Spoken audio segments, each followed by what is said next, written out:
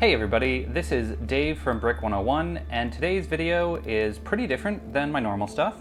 As you may know, if you've been paying attention, I've moved away from Lego because of a variety of reasons, and I'm currently in grad school studying game design, and sometimes for homework I have to play video games, which is pretty cool homework. But playing a video game for homework is different than just playing a video game normally. Rather than just playing through as fast as you can, there's this type of playing called close playing, where you actually analyze your play kind of as you're going, the same way you might analyze a poem by Robert Frost in English class, or analyze a movie scene by scene or frame by frame if you're studying film. So the idea for a close read, a close watch, or in this case a close play, is to kind of pay really deep attention to every aspect of the game as much as you can, and understand what they're doing as you're experiencing them. And people have different ways of doing this. A lot of people would play through once, just kind of without commenting on their experience or researching as they go. But I like to just kind of be more open with it and play through excruciatingly slow as I think through all the different things that I'm experiencing. So anyway, long introduction, but if you got bored in the introduction, then the rest of the video isn't going to be much more exciting. I did a test run of this earlier, and it took me 50 minutes to get through the first 3 scenes, which included maybe 5 jumps. So this is not going to be a lot of gameplay. It is going to be a lot of analysis, very light on the actual play, more on the criticism, analysis, that kind of stuff. So if that's not your bag of tea, probably you should sign off. All right, let's play this game. So first of all, before I can even press the play button, let's not get ahead of ourselves. I want to talk a little bit about the technical situation here. So Knytt Stories is a free game that is available for Windows. Until I started the MFA program, I did not have a Windows machine. I have been on Mac computers basically since 2007, so 13 years. And in all my various careers, I never needed a PC, so I basically have forgotten the operating system. Until I got into games, and there's just so many games that you cannot play with a Mac. A lot of games released for PC first, and there's certain services that just are made for PC and not Macs, so I kind of needed to get a PC. So I just want to say this game is accessible and approachable in some ways and not in others. So technologically, this is a harder game to play because so many people have Macs. And then also, to even play Knytt Stories Plus, I had to combine 2 different folders into a single folder. It was a non-trivial installation process. All of that just to get to this loading screen. It took me probably about 30 minutes trying to figure it out, which isn't a lot, but if you're not super technologically savvy, it could be a barrier. And I feel like in this industry, video games, people take technological expertise for granted a lot in discussing how players approach objects and things like that, and people just assume that people know how to play games on PC, and that's not true. And I am a prime example, even though I'm pretty technologically savvy in a lot of ways. Making something run on PC is stressful and hard for me. Anyway, let's play. So I already played the tutorial, and I'm not going to play it here to show you. It was really necessary because the game itself doesn't tell you what some of the buttons do, or which buttons do what, rather.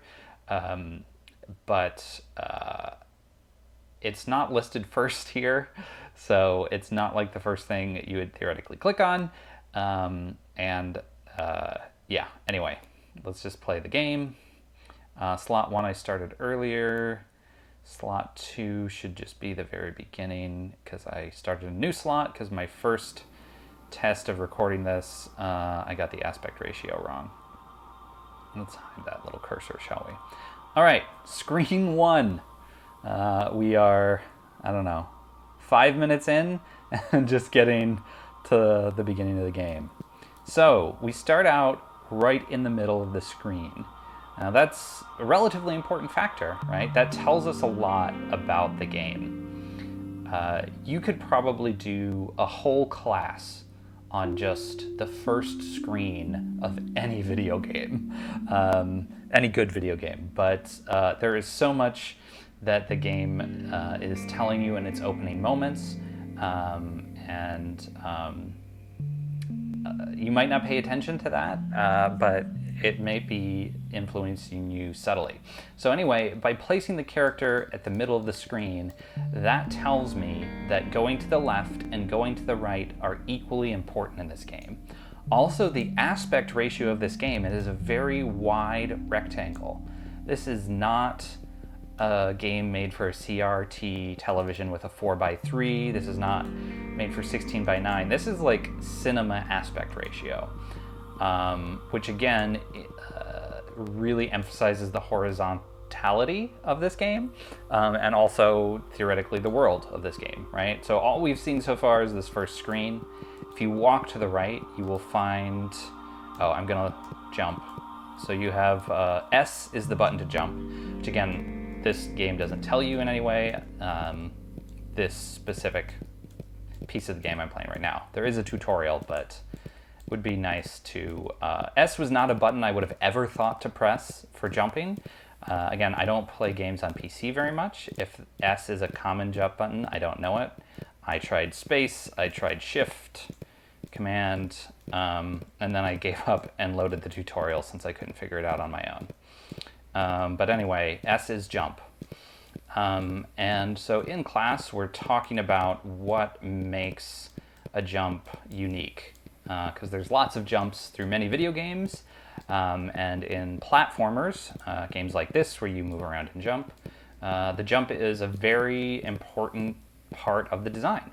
And so the actual mathematics of the jump are important to understand. So if we look at this jump, it is a pretty digital jump. That is to say, I press the button and I jump an exact height. There is not the ability to short press or long press for a different size jump. The jump is basically the same height when I'm running or standing still.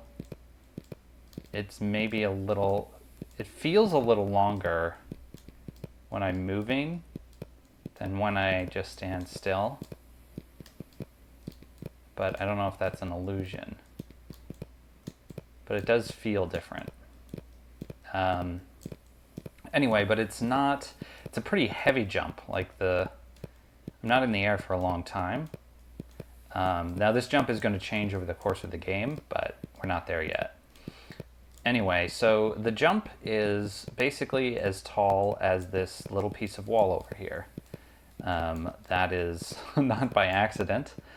This is very clearly got a strong sense of tiling, right? So this jump is the same as this jump, and this jump on the other side of the screen is exactly twice as high. And we can't do that jump right now, but we can see exactly why we can't do it, and the symmetry of this scene shows us. You can kind of see the line that extends from here all the way across. Anyway, so it's very easy to read different jump heights in this game because they're consistent, right? I know I can jump up one block, and this is consistently a height differential that I'll see. What else can we extract from this first scene? There was some cool music. There is literally nothing that can hurt me on this screen. This game is unique compared to some other platformer games in that it is a scene-by-scene game. There is no scrolling of the screen or the camera, so it stays in a fixed position while I move back and forth.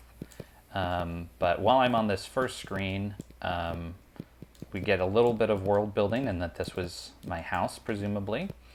So they start you in the middle, which says left and right are equally important, but there's a lot of subtle details here that are telling us go to the left, right? The first thing is, jump-wise, it's literally the only way we can go. We cannot go to the right.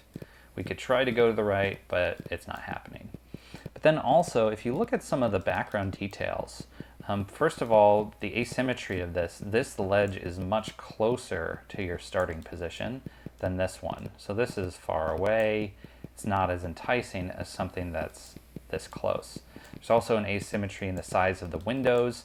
The roof line on this tree and many of the diagonal lines here and on this tree are all subtly pointing down and to the left. And especially when they're up higher, they're all kind of pointing at this ledge.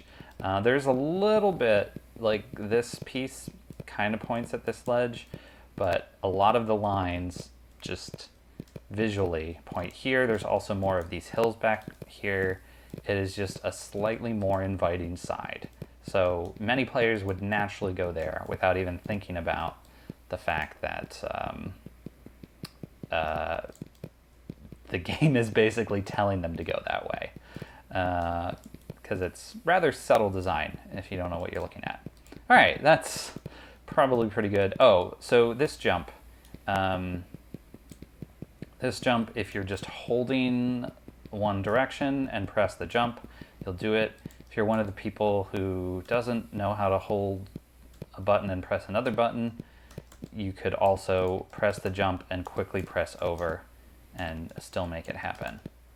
I like to say that because people assume that a lot of people playing games do complex button manipulations, but sometimes games are played by children who don't have the same dexterity as adults, and sometimes they're played by people who haven't been spending decades developing their hand-eye button coordination skills.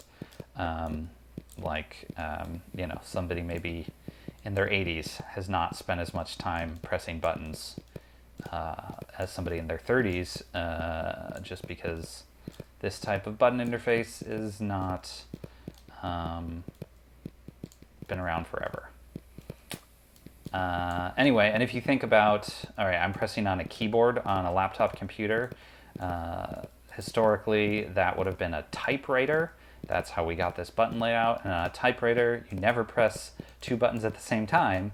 It's a old school mechanism where it was literally a mini printing press, so you needed to press one button at a time. So even the idea of pressing multiple buttons, relatively recent invention from like personal computers, maybe like the 80s, as opposed to typewriters, which were around a long time before that. Anyway, screen 2. All right, cool. So there's a big drop here. Now this gates us so that we can't go back to the first screen, which is helpful because this is kind of open exploration, and in general there's not anything stopping you from going back if you feel like you're not making progress. But here, progress or unprogress we're prevented from.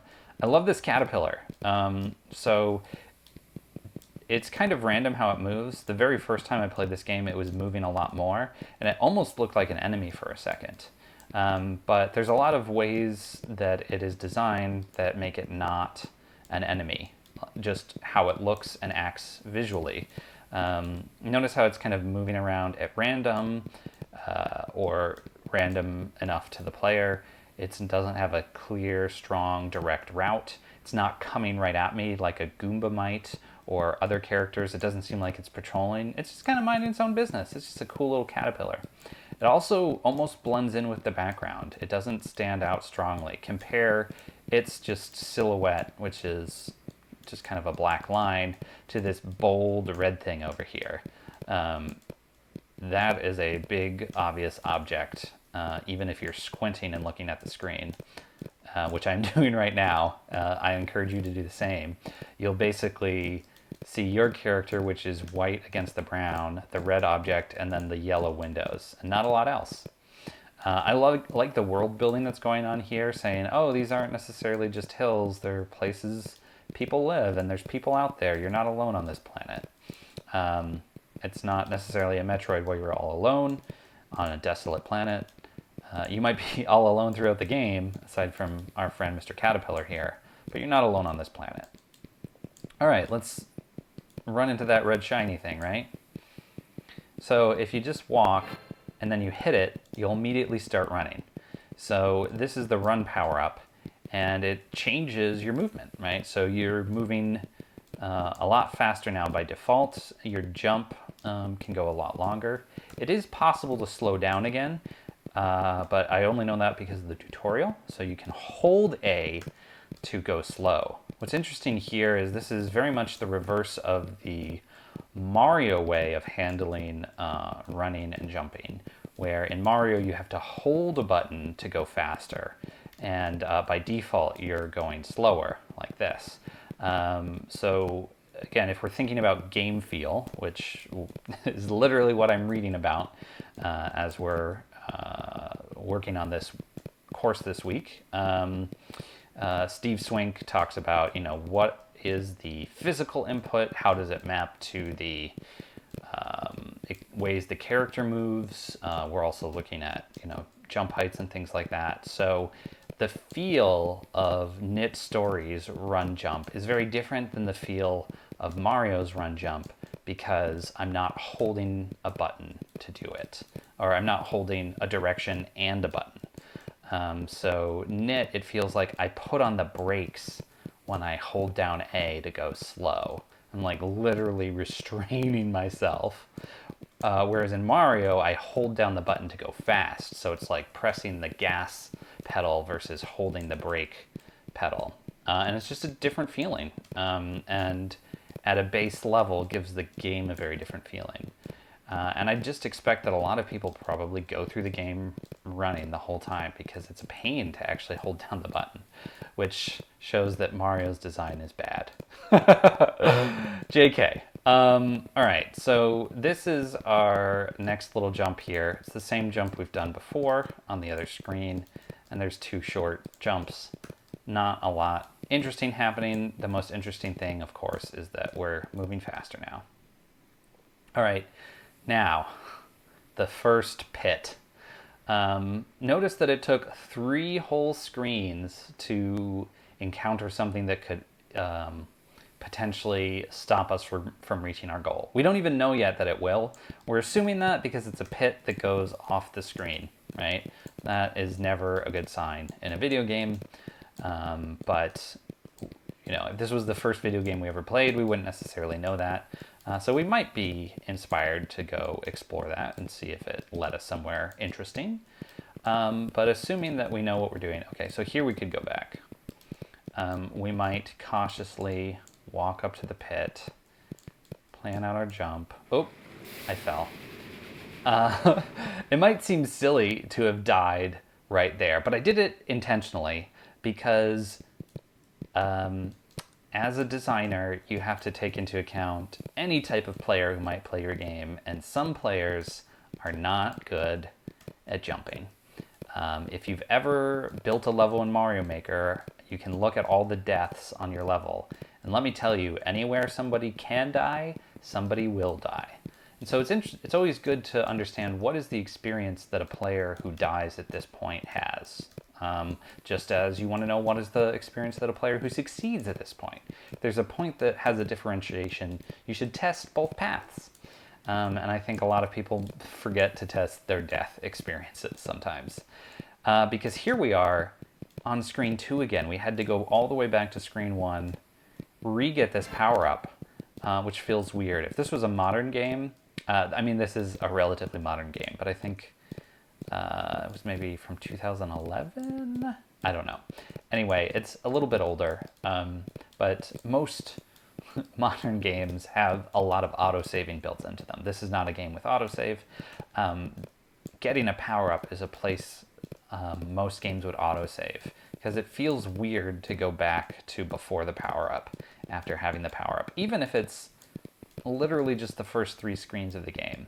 So if I were redesigning this game, I would put a checkpoint right here, because we've gotten the power up and we're right about to face a danger.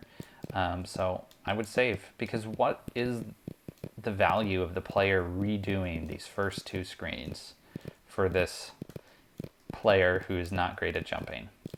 They haven't learned anything new by redoing those screens, and they're further away from the point of failure, so they have less time.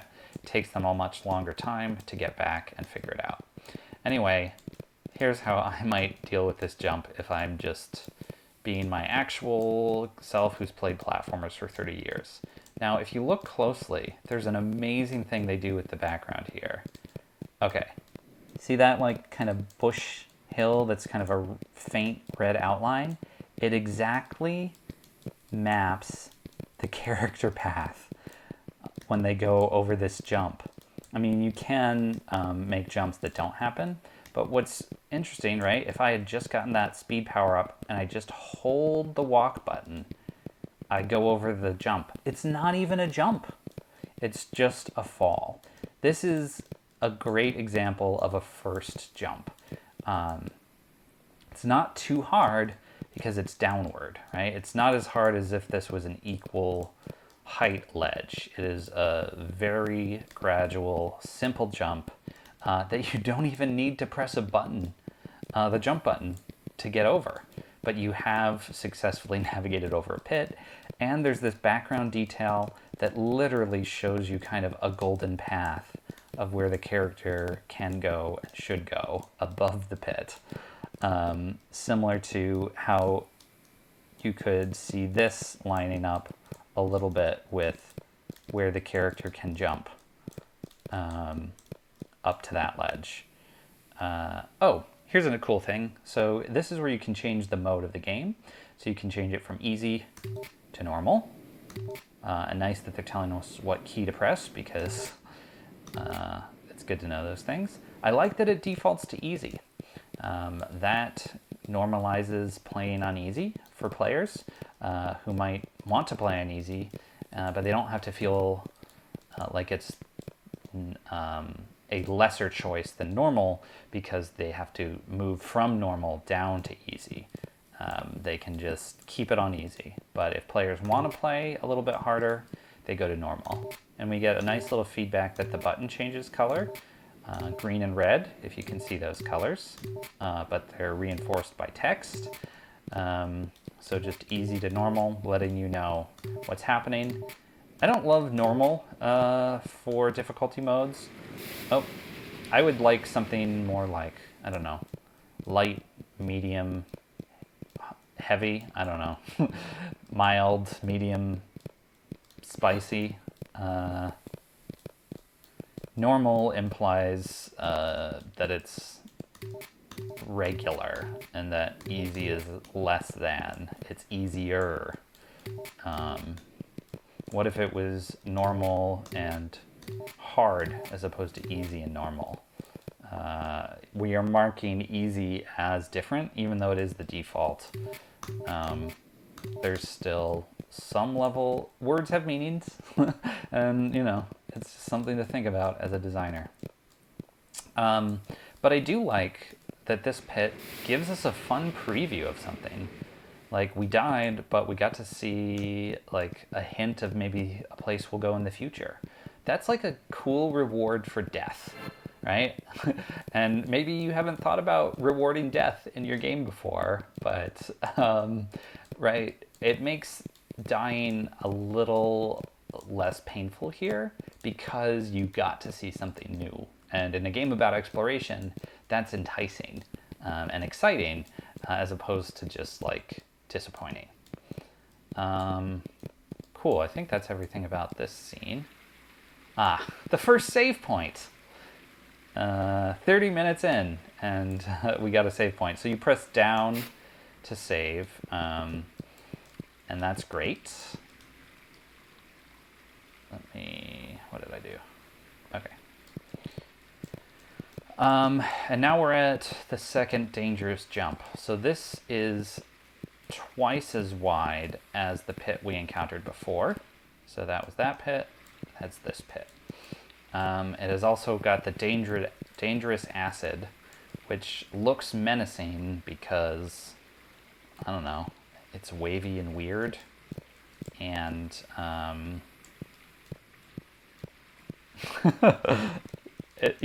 it just somehow communicates it's different, right? This one was a hole that went through, and we stayed alive until we hit the acid. So if you've died before, you're familiar with this acid. If not, you'll quickly find out that it kills you. And if this is where you died for the first time, the save point is right there. So you're in pretty good hands. And again, like, this is such an easy obstacle here. It's unlikely that people will die right here. But people will. So that's why I'm fervent about checkpoints. Anyway, I like the cadence of the jumps over here. So it's kind of a 1, 2, and a 1, 2, 3. And those are just small, easy jumps of the kind that we've done before, but it's just a new pattern of them. Mostly they had been 1 or 2, but this is actually 5 quick jumps in a row.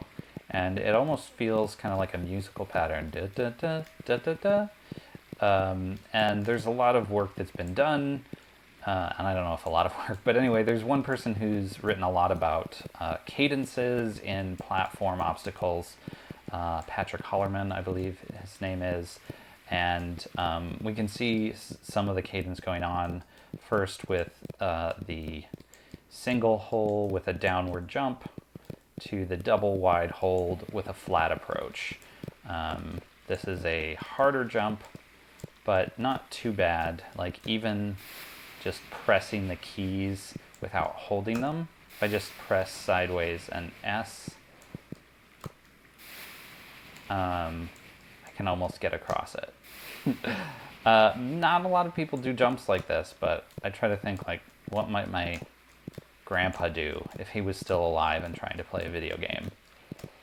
Because I remember playing Mega Man with him when I was a kid, and by me playing Mega Man with him, I mean I played Mega Man and he watched, because he didn't know how to press buttons on a controller or manipulate a complex jumping character.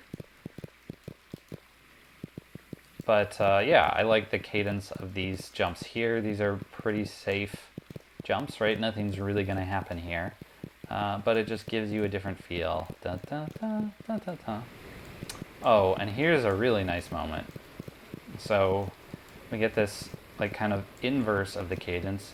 Da, da, da, da, da.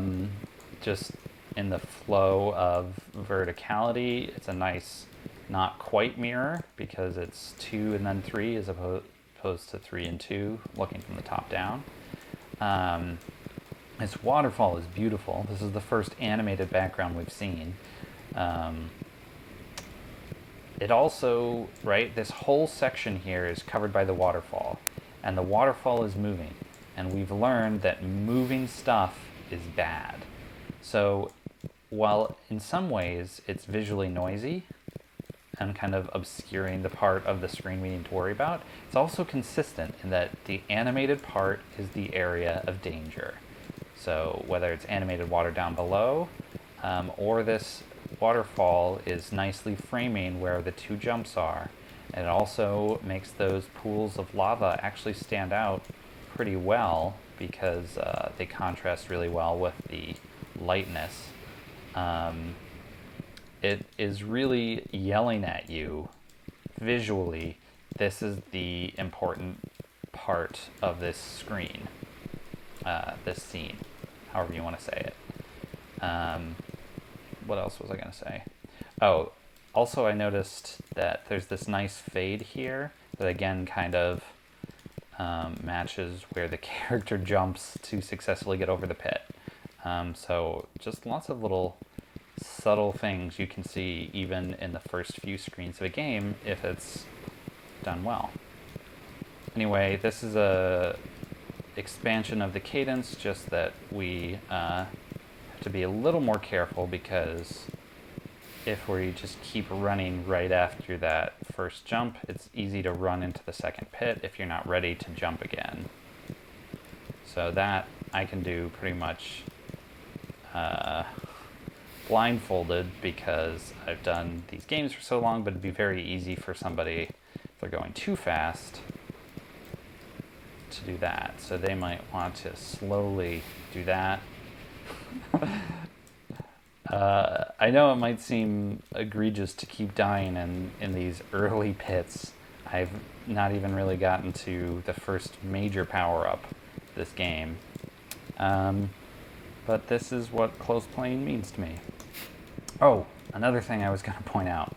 On a previous screen, I really like how the lines of the level are reinforced by this purple stuff. So there's a really great contrast between the sky and the ground, just in colors and texture, but then also it's reinforced by all this purple along basically the walking paths. And they kind of here even encourage you to jump a little bit, even though there's not a pit yet, just because the purple stops. And you might just do that naturally as a player. See, like, oh, I'm going to jump. I'm going to jump. And it gives you time to practice and prepare before this jump, where literally the only thing on the screen that's not purple is the place of danger.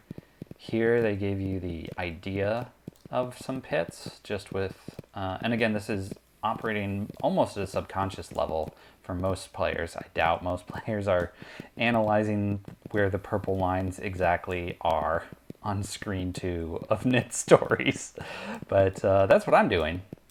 So yeah, just another way that this first obstacle is reinforced multiple ways.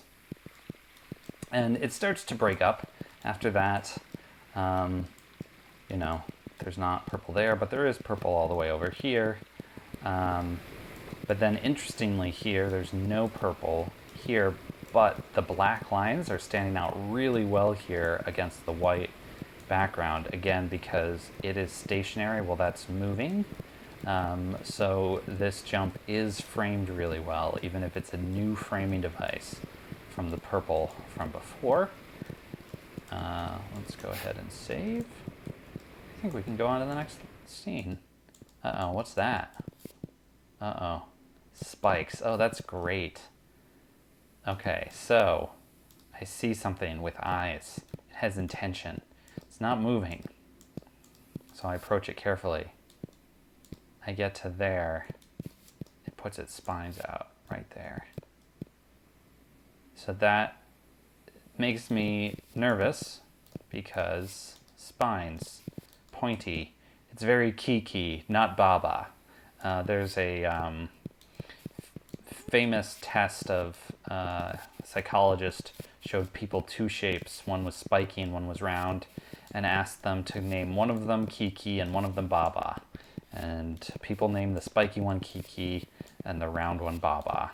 And anyway, spikes are an important design that probably tap into some deep human understanding about what animals are dangerous, but that spines coming out instantly tell me that thing is dangerous. I don't want to touch that. It's also responsive to my movement, unlike the caterpillar, which was indifferent to me. Now maybe you think, oh, it's happy to see me. It's like a happy little piece of bread. Well, you'll quickly find out it is happy to see you, but because it's evil. It's an evil spike bread and it's going to kill you. Here again, we have a advantage in this jump because it is a downward jump. All we need to do is jump from here to here. We can also jump like this. If you're holding run and jump, it's pretty easy to get over. It's not a difficult obstacle, given what you've already accomplished in this game. It will be more difficult coming back. So it'll be interesting as we play through this, maybe in 20 hours, that we'll come back to see the asymmetry of that. And I'm wondering if this is another like gate basically to prevent us from going back. It is possible to do. Maybe it's more of a gentle gate. Again, I think it's noteworthy to point out how most of these scenes have one thing happening. This is the scene with the first bread spike. This is the scene with the waterfall. This is the scene with the first lava pit. This is the scene with the first hole. This was the scene where we got the run power-up. The scene before that is our house. So each scene has like one event. In how we're learning about game design, reading Anna Anthropy's book, Vocabulary of Game Design, also co-authored by Naomi Clark, but we're focusing on the Anna Anthropy chapters. Anna lays out a vocabulary for moments in games that focuses on the scene, which is smaller than a level. It's, you know, a moment in a Mario level, not the whole Mario level. But Knytt Stories so far, giving each scene its own screen, definitely makes it very easy for the player to tell what's most important on each scene, and also helps make things memorable if something unique is happening. Now this scene, not a lot is happening here, right? There's some pits which aren't really an obstacle, and which we've already accomplished before, but it gives you an opportunity to prove how good you've gotten at a too wide jump, which you've only had to do once before. Well, twice, I think, right? Yeah, because there was one and then there's the waterfall one. But anyway, it's an opportunity to reinforce you're good, but if you're not, you can test it a little bit. And then here, I'm pretty sure this is a 3 wide jump. So this is a jump you haven't had to do, but it's an early place to test, but you don't have to get it right. But if you die later on a 3 jump and then do this again, it's a place to safely test. Okay, like, when do I press the button? How do I get this jump right? Oh, now this is an event. I will say this screen doesn't have that much going on compared to every other scene, which was packed with stuff. This scene, on the other hand, we're about to fall, and we have no choice in the matter. It was a nice, easy fall. Now we're underground. This right here, this is great level design. So we've jumped. Everything up above was so open. There was sky above us. This is our first piece of ceiling we're encountering. I mean, technically this, but this just makes us feel like we're underground, right? We feel like we're underground because we just fell through a hole. Also, the background is not open. It is the same color as those giant hill things we saw and not the sky above. So we know it also has the same texture over it as the ground. If you look, that kind of diamond thing, which indicates ground, while the color is more the background color. So it's still easy to tell where we can go because there's a high level of visual contrast, but it's pulling on some established visual language to say that this is an underground location, not an above ground location. And then this piece here, which doesn't really have a functional purpose in terms of like the player jumping, like walking under this is not that different than walking under this, except you can't jump here, right? And just naturally as a player, you're gonna try to jump into the ceiling, and it gives you feedback, right? A ceiling impedes your jumping. And now again, that might seem obvious if you've played pretty much any video game in which you can jump. Most of the times there are things through which you can't jump. But again, within the space of the game, this is the first time the player has encountered a ceiling, and it is a safe area in which nothing bad can happen, so that they can test it out. And then they can see, oh, a too high ceiling, I can still do my normal jumps. Because we know my jump is a little bit, gets me over a 1, but doesn't get me over a 2. It gets me right under a 2. And again, the clear blocking of everything here makes it really easy to read how tall jumps are and whether I can do them. Anyway, cute underground passage. This also makes it feel like we're entering a deeper part of the cave. Like, this is the part exposed to the outside, this is a big open hole, but now we're going through the cave entrance. Dun dun dun. Oh my. So I'm wondering, all right, so this doesn't line up with the waterfall above. It would be interesting if it did. It doesn't need to. But if we look at the layout of this, there's a very big clear pit here where we have this enemy encounter. And it does not have purple. And interestingly enough, the danger area is again mostly surrounded by waterfall, where the safe areas are these nice flat purple lines. We've got more colors going on now, like the roof is a different color. I guess it was technically a different color here, but I can tell the difference more now. I don't know, I'm colorblind, so gauging brownish greens is hard for me. This bad guy seems to run on a set pattern. Like, it doesn't seem to be turning around to come at me, maybe? Can't tell. Maybe it's a little random. It's also just super cute. Like, a super cute little hedgehog. Okay, that one, that felt like it ran at me, but I'm pretty sure it is indifferent to me. And from what I remember, there's no way for me to ever harm enemies in this game. So, you know, this is just a hedgehog minding its business, right? The player is the one who came in here and jumped on a hedgehog. Of course you blew up. How dare you try to jump on that hedgehog?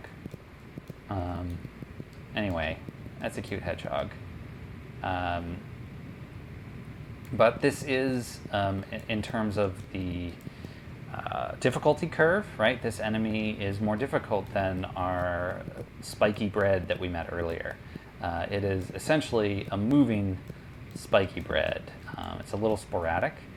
It's not coming like running after us, so that does mean the player can wait for it to stop, do a safe jump, and it generally keeps going in the same direction every time. It does seem to switch a little bit, but there's just a lot of opportunities to jump over it in a lot of different ways you can. That gives the player choice. And they could also, I don't know, use this ledge to jump over it, again, because this is a lowered kind of battle pit as opposed to a plateau that you'd have to jump up onto. You have advantage jumping from here. So even if you don't realize it, you might have an easier time getting over this enemy because of that, if it happens to line up there for you. Anyhow, ooh, is that dangerous? No, because dangerous things are brown and spiky, and that is green and round, much like the caterpillar. And it's cute. And it's happy and friendly. We can see that by the way it moves. And it's smaller. I think the two enemy characters were both larger than that. They took up more space, more noticeable. Oh, we're like entering the machine area now. So here's environmental storytelling for you. Very Metroid. I should have said this game is all very Metroidvania inspired in its progression. The fact that we started left and are blocked from going to the right in that first screen until we have a power-up. Classic Metroid. But The fact that now, okay, we've been in the cave for a while, but now there's this new type of stuff that's machiney, and it's definitely inviting us to fall down there. That's definitely what the game wants me to do, which is why I'm going to do this other thing. Because whenever a game says to me, do this, I'm always curious if I do the other thing, what'll happen. Nothing interesting here. This game is very sparse, right? There's not really many collectibles, power-ups that might be hidden. So in other games, there might have been a secret little treasure chest here, but it's fine that there isn't, because sometimes things don't happen for you. But we have encountered the tallest wall we've ever seen. Like, this is a big, tall wall, and there's a single tree here. This is a memorable moment, right? Not being able to jump up here. This is super tall. Like before, we saw a too tall thing and couldn't jump up that. Like this, could we ever jump up that? Like too tall, maybe, but what is that, 4 or 5 tall? It's imposing and memorable. This is also an interesting, this I think is the first time we've ever been able to fall into a one wide pit. The fact that we're again having to go through these small corridors here makes this factory environment feel even different than the cave environment, like which was already different from the upstairs environment. So again, just it's even more closed in and streamlined than the other stuff. All right, let's fall down this hole. Whoa! Now we're in a maze underwater. That's super cool. We're about to get a power-up. I know for a couple of reasons. One, we've just fallen into an area I can't get out of. And two, there's a big old power-up over there. A save. But man, the amount of environments that we've seen in just a few screens of this game, kind of staggering. All right, let's hit that thing. Hey, we can climb now. So, climbing, so basically you can jump on a wall and you'll slowly slide down. So it's very easy to wall climb. You don't have to worry about stamina like you might in Celeste. It's a very gentle ride down. You can do things like, I'll jump over there, but you can't get up there. Again, this faucet moment, very memorable and frustrating to not be able to get there.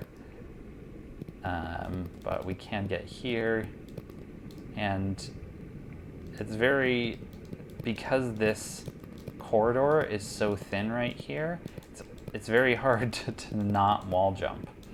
Right? If you just walk into it and try to do a jump, you're gonna almost immediately start climbing, and you could play around with it and figure out wall jumping. I love this slow slide. It's so luxurious. Have you ever seen a wall slide so slow and luxurious? It's like riding molasses. It's lovely. Game feel. It's a thing. All right, but okay, so see, in this area, you can get up there, but there's lots of places you can jump where nothing happens. But there's just lots of points where it's just naturally you're going to jump onto a thing, and just pressing back and forth even is making me jump back and forth. So the player has to learn a little bit if they don't know about wall jumping, but the fact that you can climb or jump is nice. And hey, wasn't there an area that we couldn't get up before? Now we can. Those things are nice because they're green and round. This room doesn't have a lot going on, but it's a nice break. So one thing that is talked about a lot in terms of like cadence of challenge in a game is moments of rest and respite in between intense moments. If we look at the lineup of the screens right here, this was a relatively calm moment back here, but it was also exciting because we had just fallen. Then we had this really difficult encounter with a hedgehog. But then we had this moment, which was a little lighter, but was also intriguing. And then this moment, which was full of discovery. And then this moment. Oh, also notice again, the T junction here is right in the middle. It's very clear that this is a screen in which left and right are kind of equally valid, and down is another way you can go. And so coming back up, you're not immediately drawn left or right, maybe a little more right, and also if you did this, you'll remember, oh, I really want to use it over there, and you'll climb, and that's really exciting because this was a tall vertical climb, which you might have not realized you could do because you might have wall jumped the whole thing here, right? You might not have used, see, wall jump, only wall jump. So that area kind of forces you, almost forces you to wall jump because it's so tight. And this area forces you to wall climb jump. So the game is ensuring that you know that. Oop, where did I go? Let's see, is there... Curious, can I get out of the hole if I go back this way? I think I can, right? Okay, so this is the first point at which I have choice in the game, because the player can backtrack here, or they can be excited about this new cliff that they had just recently found and is closer and go that way. And so in some ways this way is slightly more signaled to go, but this T-junction is really not lying to us that left or right are both options here when we come back up from below. Literally either of those ways is fine. Whereas a lot of the previous scenes, we, aside from the very first one where we entered in the center, we entered from left or right. But this one, when we come back to this scene, it's a new scene. It's the same screen, different scene, because we have a new power now. And because we're entering from below, so the player experience here is different than when I first entered from the side. And there were two interesting ways. This one very called to me, but this one was worth checking out. But coming back, equally valid options. So just interesting to see how the experience of the same room can change when the player has different abilities. But anyway, this is still an exciting moment, right? You're potentially learning something about how to climb that you might not have learned in the previous climb. And you just mounted an obstacle that had been lodged in your memory for a whole 3 screens that you couldn't get, and it annoyed you. And then this is a release. This is a nice moment where you don't have to do a lot. It's going back to some of the earlier mechanics, which are just about walking. And that's okay. Not everything has to be super hard and difficult.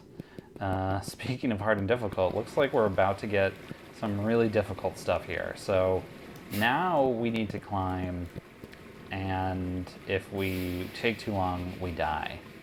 And we're also coming back to that very first pit that we died in, and actually, can we even do this? Oof. I think we can, right? Because we just need to do one of those. And now, right, we have a shortcut. If we ever want to come back down to the water area, we could, and we were coming from up above, we could slide down that hole and go back. And then if we went this way, we'd get back. Oop. Keep clicking the wrong thing. We'd get back here to the beginning, and we could finally go to the right.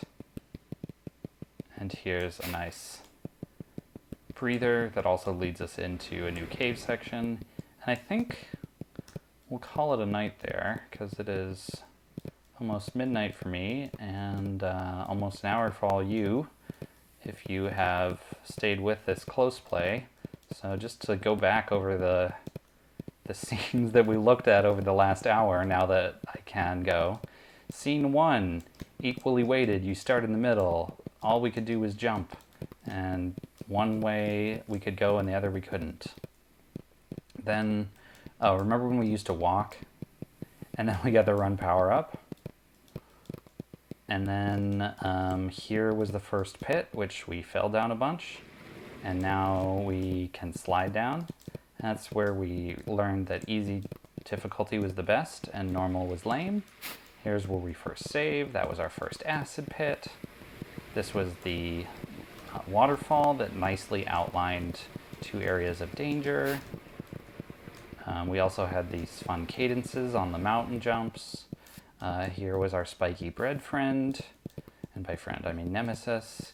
Here was a chance to test out a 3-wide pit jump, which I don't think we've even had to use yet. Here was the big fall. Here was our first ceiling. Here was our spiky hedgehog friend. Hey, Sonic. Here was this great tea moment. Here was this tease of a water area that we can't really fully explore yet. Another common thing in Metroidvania to give you a small glimpse of a whole type of area and the layout of it long before you'll be able to access most of it. And then we had our big cliff, which was super exciting. Pause. Super complicated, hard climbs where we might hit the ceiling and die. So maybe the player would actually decide to get out of the cave this other way, even though it involves going past Mr. Hedgehog again, and climb up here. Because then these jumps, oh, we're gonna be able to make that jump? Nope. This is not a way forward, never mind. So while it seemed like the player had an equal choice, this choice is not a choice. This choice is not a choice. So actually, we are still on a pretty linear path. All we were able to do was visit a dead end. And so, again, this T-junction, still, I think most players would go this way, because this might be more memorable than the big hole. It feels newer as opposed to backtracking through a screen again. But this is really tricky to get up. And so some players will be able to manage this, but other players might actually walk this whole way back, because there is literally another option here.